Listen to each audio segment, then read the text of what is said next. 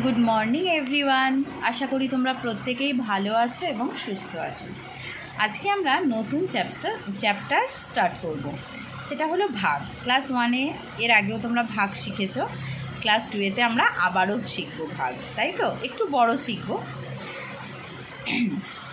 এর আগের দিন তোমাদের ভাগের কিছু শর্ট কোশ্চেন ক্লাসে আলোচনা করা হয়েছিল এবং গ্রুপে পাঠানো হয়েছিল। আশা করি তোমরা সেটা পড়েছো। তো এখানে আমরা জানবো ভাগ কাকে বলে। আগের দিন বলা হয়েছিল যে কোনো সংখ্যাকে একই সংখ্যা দিয়ে বারবার বিয়োগ না করে সহজে যে প্রক্রিয়ায় সমাধান করা হয় তাকেই ভাগ বলে। ভাগের কটি অংশ? 4টি: ভাজ্য, ভাজক, ভাগফল, ভাগশেষ।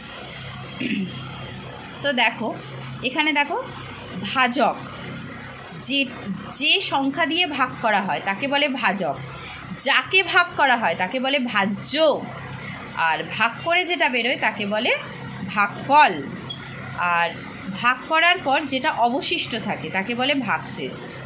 ভাগশেষ সবসময় ভাজকের থেকে ছোট হয়, তাই তো? তো আমরা জেনেছিলাম এগুলোই। তো আজকে আমরা পেজ নাম্বার 45-এর কিছু অঙ্ক শিখব। তো 1-এর দাগের কি বলেছে দেখো, নামতার সাহায্যে মুখে মুখে ভাগ করো। তো এটা আমরা ক থেকে ঙ অবধি করব ক্লাসে, এবং 2-এর দাগের ক থেকে ঙ অবধি ক্লাসে করব। তোমাদের HW থাকবে চ থেকে ঙ। তো দেখো প্রথমেরটা আমি করেছি তোমাদের দেখিয়ে দেওয়ার সুবিধার জন্য, ভাজ্য ভাজক করে, সেই জন্য এটা আমি ভাগ করেছি। তোমরা মুখে মুখে এইভাবে করবে। ওকে, 49 ভাজিতক 7 সমান কত হবে? 7 দিয়ে 49কে ভাগ করলে এটা আমরা মুখে মুখেই জানতে পারবো। তোমরা নামটা ভীষণ ভালোভাবে পড়বে, তবে ভাগ তাড়াতাড়ি করতে পারবে। দেখো 7, তোমাদের ক্লাসে এগুলো নিজেদেরকে করতে হবে। এবার দেখো 2-এর দাগের অঙ্কে আমরা চলে যাই। কি বলেছে 2-এর দাগে? নিচের প্রশ্নগুলির উত্তর দাও। 25-এর মধ্যে 5 কতবার আছে?